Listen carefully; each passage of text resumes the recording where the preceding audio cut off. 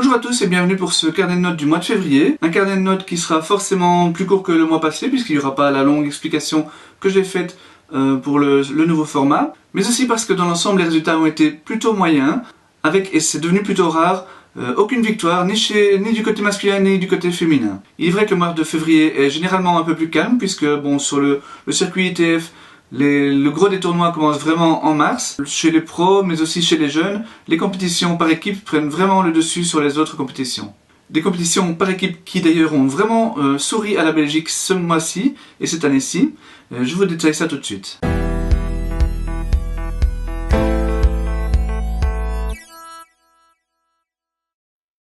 Et quand on parle compétition par équipe, on pense immédiatement à Steve Dercy. Steve qui nous a de nouveau offert un festival ce week-end contre l'Allemagne. Alors on savait qu'il était capable de réaliser un exploit sur ces 3 jours, mais il a réussi à en réaliser 2. Le premier, le vendredi, en sortant un match marathon contre Kohlschreiber, avant de dégoûter réellement le jeune leader allemand Zverev le dimanche. Sans rien retirer au mérite de l'équipe de double, c'est vraiment Steve qui a été le héros du week-end et le grand artisan de la qualification pour l'écart. Et il ne s'est pas arrêté là puisque, de retour sur le circuit, il a réussi à atteindre 2 quarts de finale à Sofia et à Delray Beach, un stade qu'il n'avait plus atteint depuis presque 2 ans dans les tournois ATP. Et cette double performance lui permet de retrouver le top 50. Cette série s'est malheureusement arrêtée sur un abandon parce que Steve a dû rentrer chez lui pour s'occuper de sa famille pour des raisons personnelles. Il va maintenant prendre une pause de 6 ou 7 semaines pour ces mêmes raisons. On souhaite évidemment que tout se passe bien à ce niveau-là et qu'il nous revienne avec l'esprit soulagé et la raquette aussi affûtée que lors de ce mois de février où il est clairement notre numéro 1.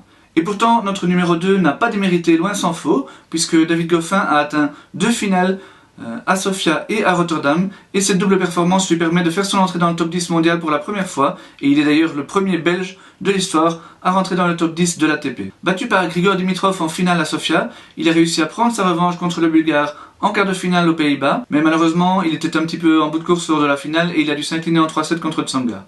Alors on peut déplorer évidemment son absence lors du match de Coupe Davis, mais il faut reconnaître que lorsque David se fixe un calendrier particulier, il réussit souvent à atteindre ses objectifs. À l'été 2014, il avait du mal vraiment à enchaîner les succès sur le circuit ATP. Il est retourné disputer des challengers, il en a remporté 3 consécutivement, et de retour sur le grand circuit, il a remporté son premier titre ATP à Kitzbühel. En septembre dernier, alors que tout le monde pensait que son US Open raté avait ruiné ses chances d'atteindre le Masters, David s'est imposé 9 semaines consécutives de tennis et a réussi, via un repêchage, mais malgré tout, il a réussi à atteindre ce Masters de Londres. Et cette fois-ci, on le remarque, il décide de faire l'impasse sur la Coupe Davis pour jouer 2 tournois secondaires sur le circuit ATP afin de vraiment rentrer dans le top 10 avant de défendre ses points à Indian Wells et à Miami. Contrat totalement rempli. Et en plus, ça n'a pas eu de conséquences néfastes sur l'équipe. Il reviendra pour le quart de finale. Donc franchement, chapeau, on peut dire que chapeau à David et à son équipe aussi d'ailleurs pour ses choix intelligents et aussi tout de même pour sa grande force de caractère pour réussir à atteindre les objectifs qu'il se fixe. Le forfait de David pour le match de Coupe Davis contre l'Allemagne a en tout cas fait un heureux. C'est Arthur de Greve qui a pu célébrer sa première sélection dans la compétition. Alors il a joué contre l'Allemand Zverev qui est le grand talent, un futur grand de demain. Il n'a pas pu faire grand chose, il a été battu en 3-7, mais malgré tout il a fait un match correct. Il a ensuite pris le chemin de l'Amérique du Sud pour jouer les qualifications de tournois ATP sur terre battue plutôt que de rester en Europe pour jouer des challengers. La première semaine à Buenos Aires, il a été battu au premier tour des qualifications par le vétéran et ancien top 50 Ramírez Hidalgo. Mais la deuxième semaine, il a réussi à sortir des qualifications du tournoi ATP 500 de Rio de Janeiro, en battant pour la 3e fois de sa carrière un top 100, le Dominicain Estrella Burgos. Et il a réussi à faire mieux encore lors du premier tour du tableau final, puisqu'il a battu Cuevas, top 30 pour la première fois. C'est la première fois qu'il bat un top 30, et qui est en plus tenant du titre à Rio de Janeiro. Ce beau résultat a permis à Arthur de se rapprocher encore du top 100 et de figurer à la 3e place de notre podium. 2 joueurs m'ont un tout petit peu déçu ce mois-ci tout de même, il s'agit de Yannick Mertens et de Yannick Reuter. Tous les deux ont disputé 4 tournois et ils n'ont remporté chacun qu'un match. Donc avec 4 défaites, c'est tout de même assez faible. Ils jouaient tous dans les challengers ou dans les qualifications de tournois ATP. Voilà, c'est rien de grave, ils sont tout à fait capables de faire mieux le mois prochain, mais j'imagine tout de même que c'est une petite déception et qu'ils attendaient un petit peu mieux de ce mois de février.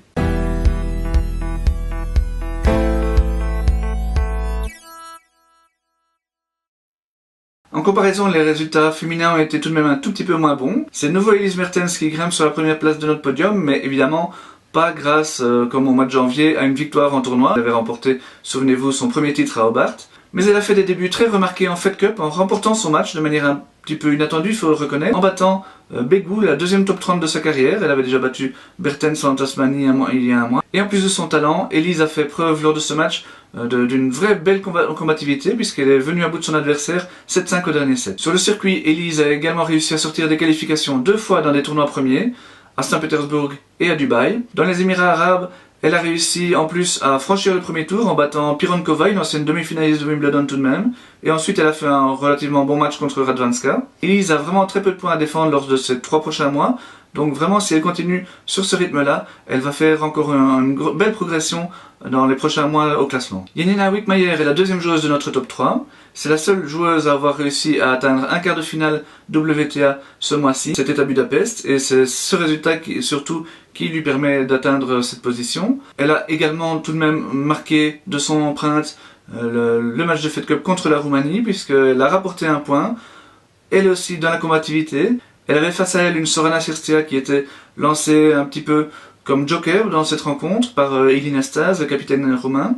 Et la Roumaine était gonflée à bloc et vraiment en pleine réussite.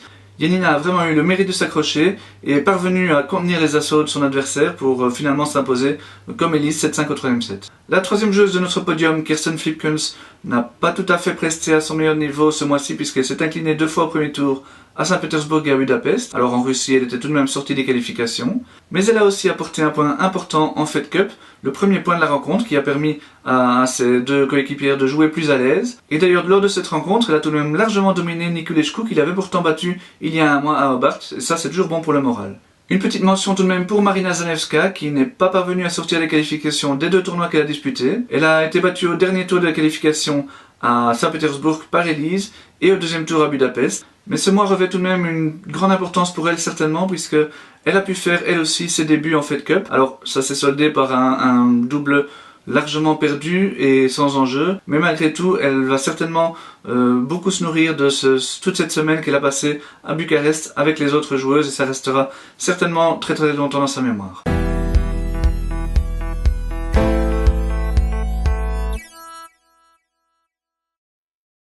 Alors, on l'a vu, le mois a été plutôt fructueux pour nos meilleurs joueurs, surtout dans les compétitions par équipe. Derrière, ça déchante malheureusement un petit peu, puisqu'il n'y a pas eu une seule victoire, ni même une seule finale, tant dans les futurs que dans les tournois ITF, ce qui est quand même assez rare depuis ces derniers mois. Le plus régulier chez les garçons, ce qui lui vaut d'être le premier de notre podium, c'est Niels de Zane, qui a réussi à atteindre une demi-finale à Glasgow et un quart de finale à Sharm el-Sheikh.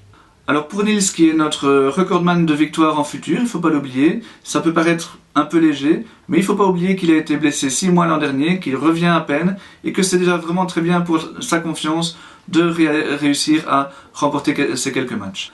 Avec 2 quarts de finale dans des tournois assez relevés à Glasgow et à Shrewsbury, Yannick van den Bull peut également être assez satisfait de sa prestation ce mois-ci. D'autant que la première semaine, il a tout de même battu Marcus Willis, un joueur anglais qui a beaucoup fait parler de lui lors du dernier Wimbledon puisqu'il il venait des pré-qualifications du tournoi et avait été jusqu'au 2e tour du tableau final. Malheureusement, Yannick n'a pas réussi à rééditer son exploit la semaine suivante. Il a été battu par le même Willis à Shrewsbury. Il y avait un deuxième Belge qui a atteint une demi-finale ce mois-ci et c'était Chris Heyman à Antalya. C'est pour ça que nous lui octroyons la 3e place. Mais le mois n'est pas totalement satisfaisant pour Chris puisque la semaine précédente, toujours dans la cité balnéaire turque, il avait été battu au premier tour. Cela dit, sa demi-finale c'était tout de même la première depuis 3 mois, donc c'est quand même très encourageant et ça mérite sa 3e place. Une petite déception tout de même avec le parcours de Julien Canina à Mamet pour 2 tournois où il a à chaque fois perdu au premier tour. Mais comme Niels, Julien a été blessé 6 mois l'an dernier et bon, il faisait ses débuts en 2017 là-bas en Tunisie. En plus, il n'a pas eu beaucoup de chance puisque la 2e semaine,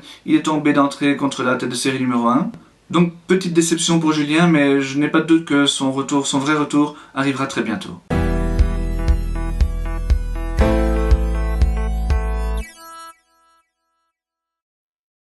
Le podium ITF a été vraiment compliqué à définir car elles étaient 9 à avoir atteint au moins un quart de finale et aucune d'entre elles n'a été jusqu'en finale. Donc vraiment elles se tiennent toutes les 9 d'un cheveu et il a quand même fallu sortir 3 noms de ce lot de 9 joueuses. J'ai finalement décidé d'attribuer la première place à Marie Benoît, dont les résultats n'ont pas été exceptionnels, mais elle a tout de même atteint une demi-finale à Birmingham. Et en plus, elle n'a pas perdu une seule fois ce mois-ci dès le premier tour, puisque ces deux autres tournois, elle a chaque fois passé un tour. Et surtout, c'était chaque fois en Europe, des tournois tout de même plus relevés que plusieurs autres joueuses qui sont parties en Afrique du Nord. Marie n'a remporté qu'un seul match en perf ce mois-ci, mais elle a aussi perdu 2 de ses 3 matchs face à la future gagnante du tournoi, donc elle n'a pas grand-chose à se reprocher tout de même ce mois-ci. La deuxième place, c'est une deuxième place d'encouragement que j'accorde à Anne-Sophie Mestak pour la demi-finale qu'elle a atteint aux 25 000 $ de Moscou. Alors oui, Anso a débuté le mois par 2 nouvelles défaites au premier tour qui faisaient déjà suite à 3 défaites d'entrée en janvier. Oui, Anso peut et doit faire beaucoup mieux à un niveau bien supérieur à ça. Mais d'avoir débloqué son compteur en 2017 et d'avoir enchaîné quasiment jusqu'en finale puisqu'elle ne s'est inclinée qu'au tie-break du dernier set, ben ça va la soulager et j'espère vraiment lancer réellement sa saison. La troisième place revient à Kimberly Zimmerman, notamment pour son très bon début de saison où elle a atteint les demi-finales à Glasgow. Après avoir franchi un tour à Birmingham, elle s'est fait surprendre au dernier tour des qualifications lors du 25 000 $ d'Altenkirchen. Elle a ensuite pris la route des Baléares pour une première épreuve cette année pour elle sur terre battue, et qui s'est conclue malheureusement par une défaite d'entrée face à une qualifiée. Mais c'était un match piège pour Kimberly car son adversaire n'avait certes plus joué depuis l'été dernier, mais avant cette longue pause elle restait sur 2 titres, donc c'était vraiment une sorte de sous-marin qui sortait des qualifications, et elle n'a finalement perdu Kimberly que en 3-7. Avec un peu plus de chance au tirage au sort, on peut vraiment espérer d'elle de meilleurs résultats le mois prochain. Alors je l'ai dit, il y avait 9 joueuses qui auraient pu monter sur ce podium ce mois-ci. Malheureusement pas le temps de détailler vraiment tous les résultats des 9, mais je peux tout de même donner une petite mention à Eileen Boykens qui débutait sa saison dans les Baléares et aussi à Manacor où elle a quand même atteint les demi-finales avant malheureusement d'abandonner. La semaine suivante, elle a fait l'impasse pour se soigner et elle est revenue à Palmanova la dernière semaine où elle a également franchi un tour.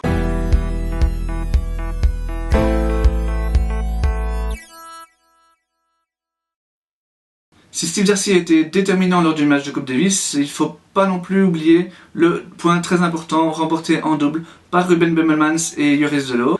Après l'exploit réussi contre le Brésil en septembre, ils poursuivent donc sur leur lancée. Alors certes c'était en 5-7 face à une équipe moins homogène, mais tout de même ils conservent leur invincibilité dans la compétition et c'est vraiment une très bonne chose. Cerise sur le gâteau, à la fin du mois, ils ont atteint une finale en Challenger à Kyoto. Ils ont donc vraiment mérité conjointement la première place de cette catégorie double et autres résultats pro. Très bon début de saison en double pour Magali Kempen qui remporte coup sur coup 15 000 $ à Sharm el-Sheikh. Alors elle devient vraiment une de nos spécialistes de la catégorie puisque elle a déjà remporté 9 titres et elle vient à peine de fêter ses 19 ans. En simple, pour l'instant, elle n'a remporté que 2 titres, mais c'est surtout de nombreuses blessures qui l'ont empêché de faire mieux pour l'instant. En tout cas, c'est vraiment une de nos jeunes à suivre pour les années à venir.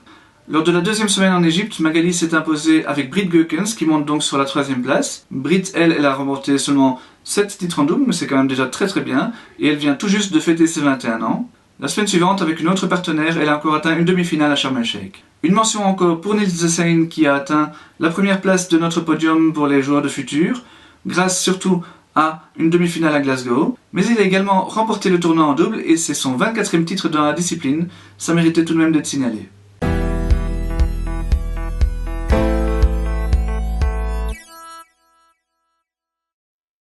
Si les joueurs belges pro n'ont remporté aucun tournoi, il y a eu tout de même des victoires, mais c'était chez les juniors, 2 en simple et 3 en double pour être exact.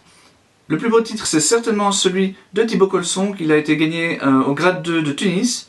Thibaut a 16 ans et il a raté une bonne partie de la saison passée en raison de blessures, et jamais jusqu'ici il avait réussi à remporter un tournoi de ce niveau-là. Cette victoire lui permet de faire un joli bond au classement qui lui permettra surtout de participer à des plus gros tournois jusqu'à la fin de la saison. Il n'y a pas que chez les adultes que les compétitions par équipe ont souri à la Belgique, puisque notre équipe des U16 garçons a réussi à atteindre la Winter Cup, qui est la Coupe d'Europe des Nations Indoor. Formée par Gauthier Onclin, Louis Herman et Raphaël Collignon, notre équipe est d'abord partie en Ukraine en début du mois pour aller chercher son ticket pour le tableau final. Celui-ci s'est disputé en France 2 semaines plus tard, et la Belgique est allée jusqu'en finale, ne s'est inclinée que face à la Grande-Bretagne. Alors le score final c'est 3-0, mais les 2 simples ont été au 3-7, donc vraiment ça aurait pu tourner d'un côté ou de l'autre. Jamais la Belgique n'avait réussi à atteindre la finale dans cette catégorie, elle y était déjà parvenue et même plusieurs fois en U16 filles et dans les 2 catégories U14. Si Gauthier Monclin a été le joueur le plus efficace, surtout durant la phase finale, mais il convient tout de même de féliciter vraiment toute l'équipe qui a fait un super job, et c'est pour ça que nous les mettons conjointement à la deuxième place. Dernière joueuse du podium, Lara Salden a remporté le tournoi grade 4 de Doorn en simple et en double. Ça la console tout de même un petit peu d'un début de saison un peu difficile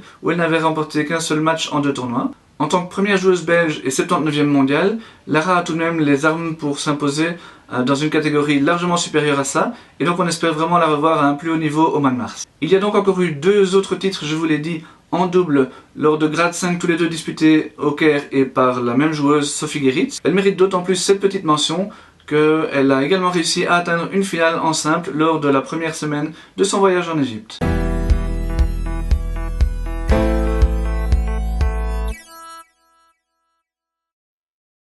Il y a vraiment eu très peu de tournois ce mois-ci au niveau national, mais tout de même un assez important, puisque c'est un tournoi qui n'est pas comptabilisé dans le Belgian Circuit, mais qui est certainement d'un niveau de 3 ou 4 étoiles. Ce sont les championnats de Flandre Indoor. Ils se sont achevés chez les filles avec une petite surprise tout de même, la victoire de Vicky Van de Peer. Vicky, qui n'a que 16 ans et qui n'a pas encore disputé le moindre tournoi international chez les pros, elle a tout de même réussi une belle performance, surtout en demi-finale, en venant à bout de la grande favorite du tournoi qui était Elisa Van Langenlong, 725e à la WTA tout de même. Chez les hommes, c'est Maxime Brackman, 6e tête de série, qui s'est imposé. Maxime est entraîneur à l'académie de Kim Clijsters et il est aussi connu pour avoir réalisé un exploit un peu particulier au mois d'octobre dernier puisqu'il avait battu le record du nombre de matchs disputés d'affilée, 40 en tout. C'était dans le cadre d'une exhibition pour l'association SOS Village d'Enfants. En finale, Maxime est venu à bout de Seppe Kuipers, qui est son élève chez Kim Clijsters. Seppe avait réalisé une très belle performance et un super comeback en demi-finale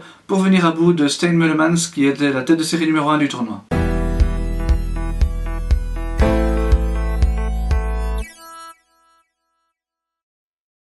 Au classement, David Goffin reste 11e car il a reperdu ce lundi la 10e place qu'il avait obtenue la semaine précédente. On lui retirera de toute façon jamais ça et il reste accroché au peloton de tête, donc il pourrait très bien revenir dans les prochaines semaines. Les plus belles progressions au sommet viennent de Steve Darcy qui réintègre le top 50 après 8 ans d'absence, et également d'Arthur de Greve qui grimpe de 23 places pour atteindre la 120e place. A contrario, Kimur Kopejans repère encore quelques places et redescend hors du top 200. Un rien plus bas, Romain Barbosa et Yannick Van Den Bulck réussissent à engranger des points, grâce en partie aux bons résultats qu'ils ont eu en fin de mois passé. Par contre, Niels de Seine, malgré sa première place, on l'a dit, sur le podium des futurs ce mois-ci, il perd des places, il perd pas mal de places, tout simplement parce qu'il a encore plus de points à défendre pour l'instant que ce qu'il n'arrive à gagner. Chez les filles, Elise Mertens poursuit sa progression et parvient même à monter sur la 2e place belge en dépassant Kirsten Flipkens. Un peu plus bas, Isaline Bonaventure, toujours blessée, et Marie Benoît subissent une forte chute. Marie un petit peu à l'instar de Niels de Seine d'ailleurs, elle a réalisé de bons résultats ce mois-ci, mais elle perd plus de points qu'elle n'en gagne. Hélène Skolsen progresse encore après son super mois de janvier. Steffi Stelmans, qui elle aussi s'est blessée, n'a pas pu défendre quelques points importants, et elle chute lourdement elle aussi hors du top 1000. En double, la finale challenger de Ruben Bemmelmans et de Joris Delors à Kyoto leur permet de faire vraiment de super performances au classement. Chez les filles, le top 5 reste stable, mais à noter tout de même la belle progression également de Magali Kempen. Chez les juniors, Thibaut Colson grimpe de 66 places et est maintenant 110e, tout proche de son objectif du top 100. Frédéric Jacobs, qui l'avait accompagné en Tunisie et a fait quelques bons résultats également, grimpe de 90 places. Et on peut voir également Sophie Geritz faire un joli bond de 250 places grâce à sa tournée en Égypte. Voilà qui conclut notre carnet du mois de février. On peut résumer en disant que nos joueurs et nos joueuses du top cartonnent vraiment, mais à un échelon plus bas, c'est encore un petit peu faible. Il y aura plus de tournois maintenant à partir du mois de mars, donc il y aura certainement plus de chances aussi pour nos joueurs et nos joueuses de briller. Et je vous détaillerai tout ça le mois prochain. Ciao!